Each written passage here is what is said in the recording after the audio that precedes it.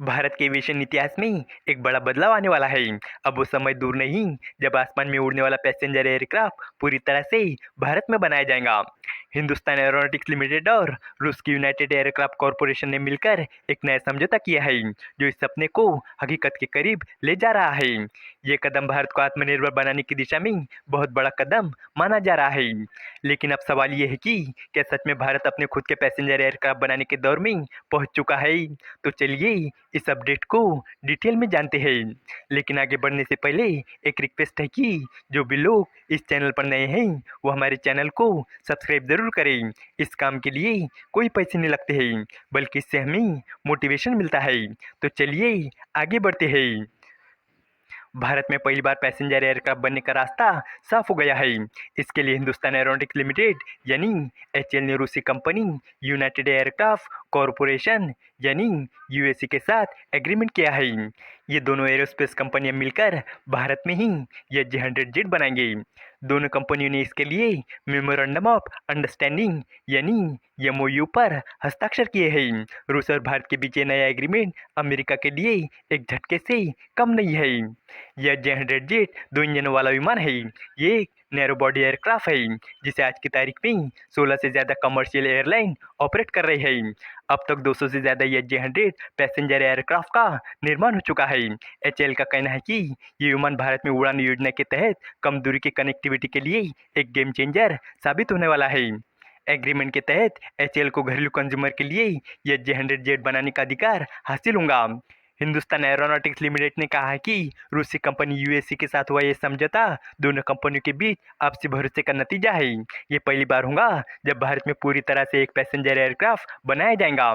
इससे पहले ऐसा प्रोजेक्ट एचएएल ने 1961 में एवीआरओ एचएस 748 विमान के साथ शुरू किया था, जो 1988 में खत्म हो गया था।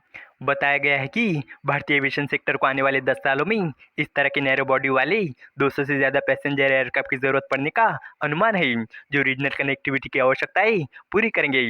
वही हिंद महासागर वाले नज़दीकी देशों में इंटरनेशनल टूरिस्ट डेस्टिनेशन के लिए एडिशनल 350 विमानों की भी ज़रूरत पड़ेगी।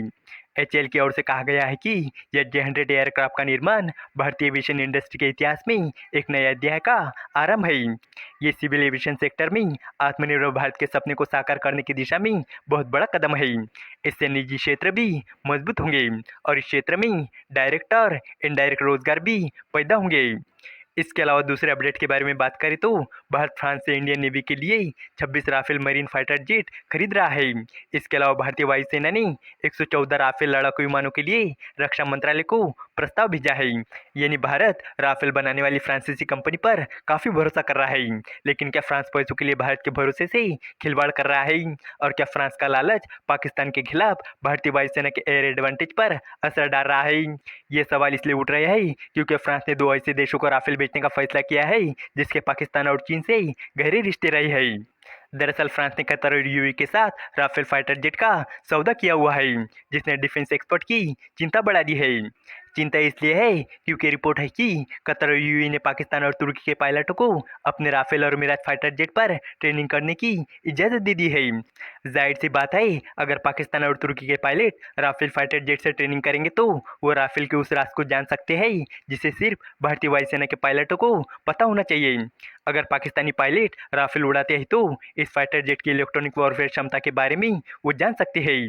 यूरोप के डिफेंस एक्सपर्ट बाबक तागवाई ने फ्रांस की लापरवाह राफेल एक्सपोर्ट नीति पर गंभीर सवाल उठाए हैं। उन्होंने फ्रांस की इस पॉलिसी को भारत के साथ साथ यूरोप और नाटो के लिए भी खतरा बताया है, क्योंकि पाकिस्तान के पास राफेल की जानकारी होने का मतलब चीन के पास भी वो जानकारी होना है। उन्होंने चेतावनी देते हुए कहा कि फ्रांस बगैर किसी कंट्रोल के राफेल सौदे कर रहा है और अनजाने में नाटो विरोधियों को मजबूत कर रहा है। उनका कहना है कि तुर्की और कतर के बीच बढ़ते रक्षा सहयोग ने इस खतरे को और बढ़ा दिया है, क्योंकि तुर्की अब उन्हीं राफेल विमानों की मदद से अपनी F-16 और S-400 यूनिट को ग्रीस के खिलाफ तैयार कर रहा है, जो कतर ने खरीदे थे। पिछले दिनों कतर ने तुर्की में अपने 6 राफेल फाइटर जेट भेजे थे। इस वीडियो का कंक्लूजन ये है कि भारत और रूस के बीच एच-100 जेट निर्माण को लेकर हुआ यह समझौता इंडियन एविएशन इंडस्ट्री के लिए ऐतिहासिक कदम है। इससे न सिर्फ देश की तकनीकी क्षमता बढ़ेगी बल्कि भारत का अपने खुद के पैसेंजर एयरक्राफ्ट बनाने का सपना भी साकार होगा। ये पहल मेक इन इंडिया और आत्मनिर्भर भारत जैसे अभियानों को नई उड़ान देगी। आने वाले समय में भारत न केवल घरेलू जरूरतें पूरी करेगा बल्कि वैश्विक एविएशन मार्केट में भी अपनी मजबूत पहचान बना सकता है। ये समझौता भारत के आसमान छूने की तैयारी का प्रतीक है। उम्मीद है कि आपको ये जानकारी पसंद आई होगी और भी इसी तरह के इंफॉर्मेटिव वीडियोस के लिए हमारे चैनल को सब्सक्राइब करें। धन्यवाद।